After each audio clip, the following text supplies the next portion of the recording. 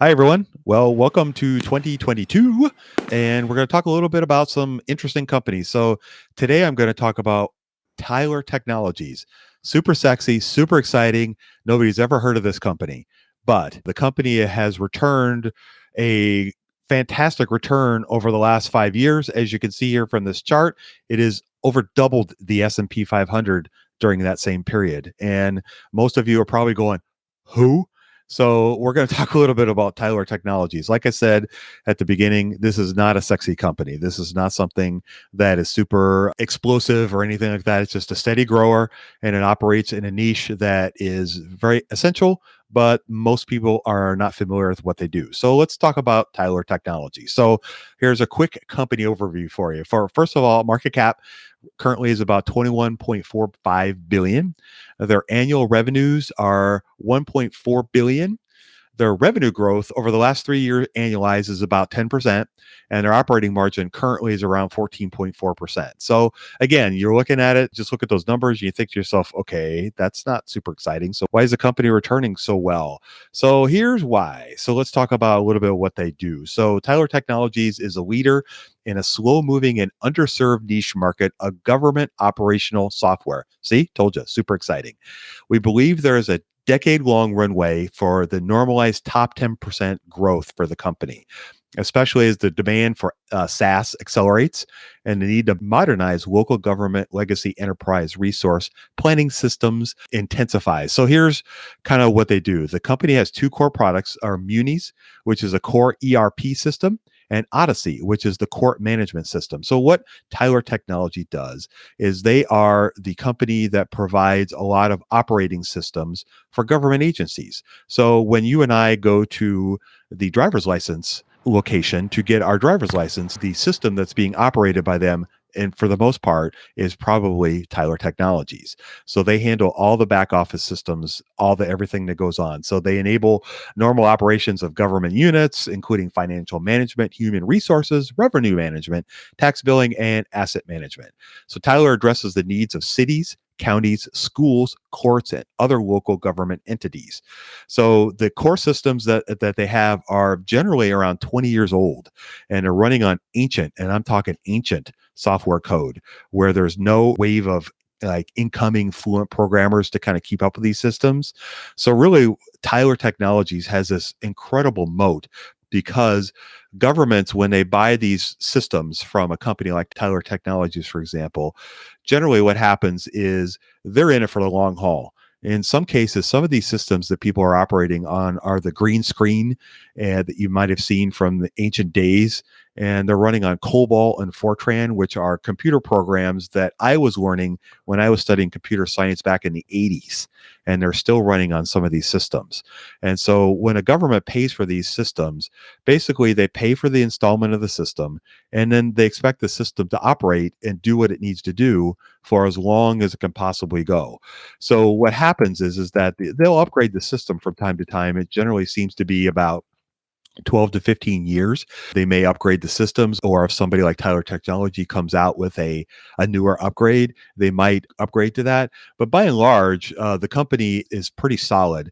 And that's really kind of what they do. So beyond the core systems, they also are moving towards more transactional recurring revenue through several avenues. E-filing for court documents and local village hall web portals for basic services like paying for your water bill online. I can do that, have been primary sources for their company for revenues over the last 5 years. So in other words, they're trying to upgrade the operating systems that a lot of these companies, governments operate on. So the interesting thing is that this is according to the CFO. Last summer, I listened to their 3-hour analyst call, Wow. and super Trooper. fast. Yeah, trooper. Super fascinating. Super fascinating. And the CFO did the majority of the speaking, and it's a really smart guy. He's been with the company since 1987. The current CEO has been with the company since 1988. He's only been the CEO for the last 2 years. The gentleman who was running the company stepped down, is still chairman of the board, but he's not running the company anymore. So anyway, They know a thing or two about the business. they do. The management has been there and they've done that, and they really understand their customers as well as what they're trying to do. One of the things the CFO talked a lot about during their call was don't screw things up. He kept going. It was hysterical. He kept going back to that because one of their growth strategies is buying other businesses like bolt-ons to kind of add to what Tyler Technology already does. The majority of the money that they generate a ton of free cash flow. And what they do instead of paying out a dividend is they buy back a fair amount of shares, but they also reinvest back in the company. And a lot of that comes in the form of acquisitions. And they're using that as kind of their R&D. They spend a lot on R&D as well. It's maybe not as much as some of the other SaaS companies that you could compare them to. That's kind of what they're moving towards, is more of a SaaS model.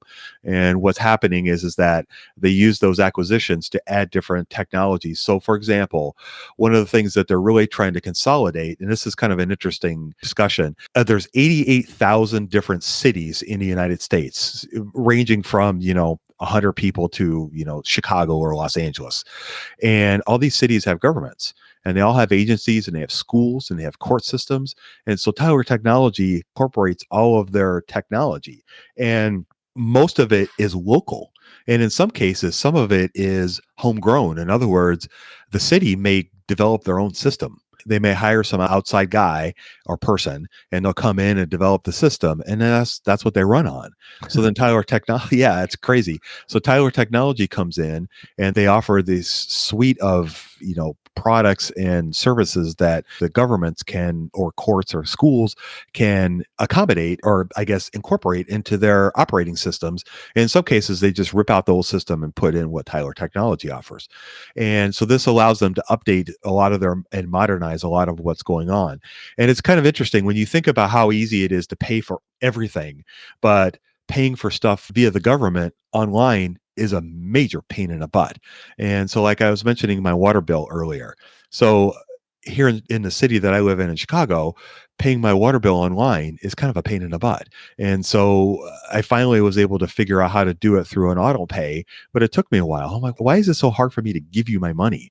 And in essence, it's because the government just doesn't care, and the technology just isn't there, and it's just not important to them. It's just not making things easy for us citizens, unfortunately, is not always the easiest. It's not always top on their priority list. But one of the things that Tyler Technology recently bought a company that's going to allow them to incorporate ease of payment into their technology. So when they offer these systems to the state of Florida, for example, it'll allow the citizens to be able to go online and renew their driver's license online and pay for it that way, or to do a wide variety of other things. I know when I lived in Wisconsin, we had the ability to do that. You could pay for your tags as well as renewing your driver's license online without having to go into the office and stand there for 2.5 hours and waste all that time. So these are all the things that Tyler Technology offers. Again, not super sexy, not like, wow, this is state of the art kind of stuff. The technology is, but it's just not something that most people, when they think, hey, what do I want to invest in today?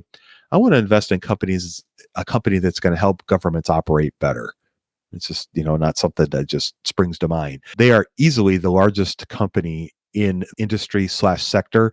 And like I said, because there's so much unconsolidation across the country, it really allows Tyler Technologies to kind of operate either from a 30,000-foot view, in other words, just encompassing the whole state. For example, they just signed a deal last year to basically be the provider for technology for the state of Florida.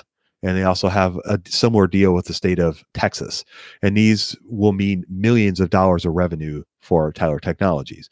But it also allows them, because of their scale and their scope and their focus, it allows them to go into those really small cities as well and offer different products and services that they can help make things better for those places as well.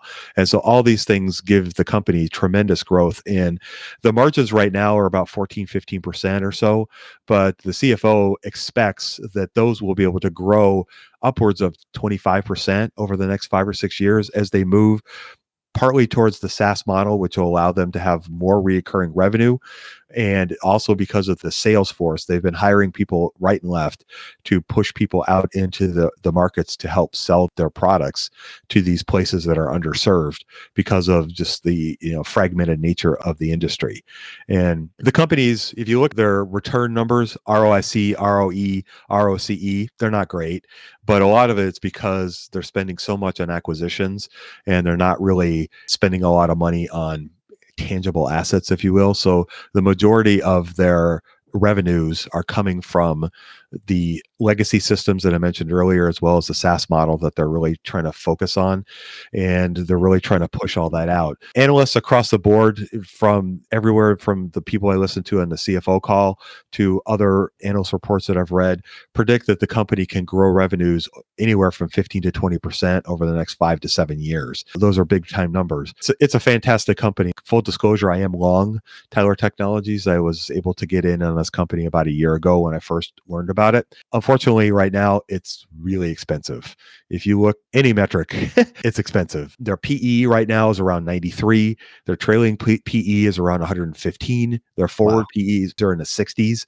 So it's not cheap by any stretch of the imagination. It's trading around $560 a share at the moment. If you look at a discounted cash flow model, the fair value would come up around $450 or so.